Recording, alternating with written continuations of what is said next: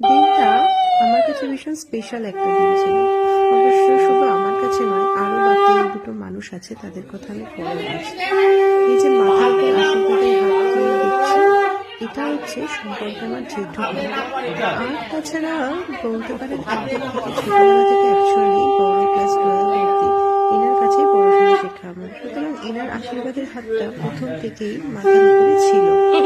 সেটা পড়াশোনার life, personal life, প্রত্যেকটা ক্ষেত্রে উনি যেভাবে সবসময়ের জন্য পাশে থেকেছেন, সবসময় প্রত্যেকটা বিপদের হাত থেকে বাঁচিয়েছেন, তো এটা বলার উপায় থাকে না।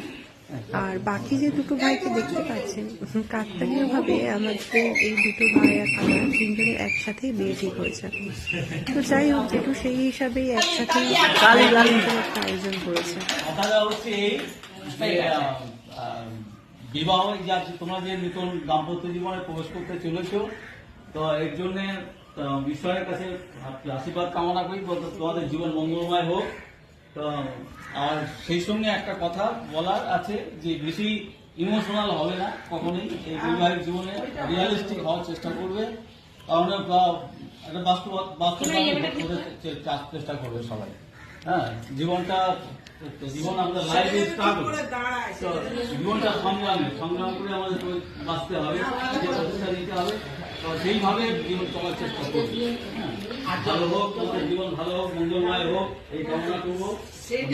অ্যাডজাস্টমেন্টটা উভয়ের মধ্যে অ্যাডজাস্টমেন্ট থাকে, কোঅপারেশন থাকে, কোঅর্ডিনেশন থাকে, আন্তরিকতা থাকে উভয়ের মধ্যে, এটাও মেনটেন করার চেষ্টা করবো। এইটুকু বলে আজকে গ্রহণ করো। আমি একটা কথা বলি, আসবে ঠাকমা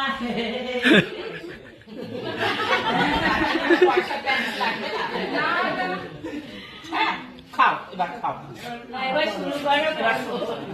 দেখ এরকম হয়নি বল, একই বাড়ি তিনজন। এবার এসেছে খাওয়া দাওয়ার পালা। খুব জমিয়ে সেদিনকে আনন্দ করে ভাই বোন, বাবা মা, জেঠু জেঠিমা প্রত্যেকের সাথে খুব ভালোই দিনটা কেটেছে।